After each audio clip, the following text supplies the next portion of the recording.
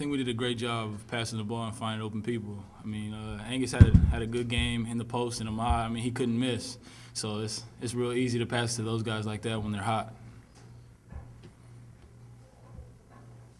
How did it feel to finally get that 100?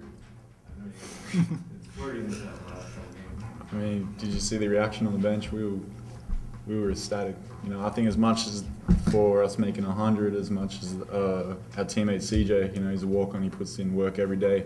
You know, for him to come in and score 5 points at the end of the game, I think we're just as happy about that, if not more happy, than scoring 100 points. What was it about him that caused so many issues? I mean, they were with you guys for a while there, and they kind of went cold, and you guys pulled away.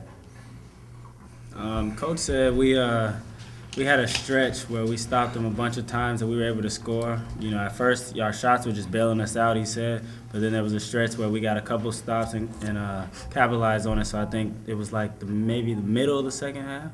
I want to say somewhere around there. So that helped us out a lot.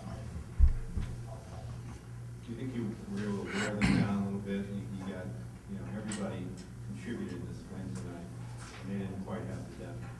Most definitely. I mean, it was definitely hard for them to stop. I mean, there was a couple guys. Pretty much the whole team was playing good today. So, I mean, it was definitely hard to try to stop one person because normally there's a couple people that go off on the team. But I think we had a great team effort tonight, and everybody contributed into the win. And it was just hard to kind of stop everybody at once when they were going full speed. Your coach was pretty upset about the free throw difference between. Did you guys kind of feel the same way? And when you started seeing him get emotional about it, did you feel like you needed to start attacking? I mean, you notice it during the games, but I mean, you can't let it get to you. And I think everyone on the team, you know, all the boys did a great job in not letting it affect them or, you know, affect their game. And I think as players, that's all you can really do. You know, it's the coach. You know, it's coach's job, part of his job, you know, to go to the refs and try and get them to even it up. But I mean, you look at the stat sheet. I don't think any of the guys on the team let it affect them.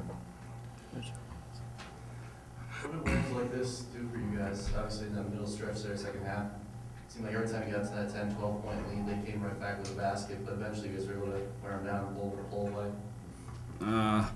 You know, that's what we work on every day in practice. You know, as we wear down the teams, we go and capitalize on it. So we're just waiting for that point where we can step it up defensively. And once we do that, you know, we're able to spread the lead out just like you saw tonight. They totaled within 7, I believe, in the second half, and then you guys 6 straight on push it. How important was that? It was definitely important. We needed that, and the game was close at first, and we just had to try to make plays and execute and run the offense through as Coach wanted us to do. And we found open shots within the offense. So I think once we started getting once we started going, it was just kind of hard to stop us.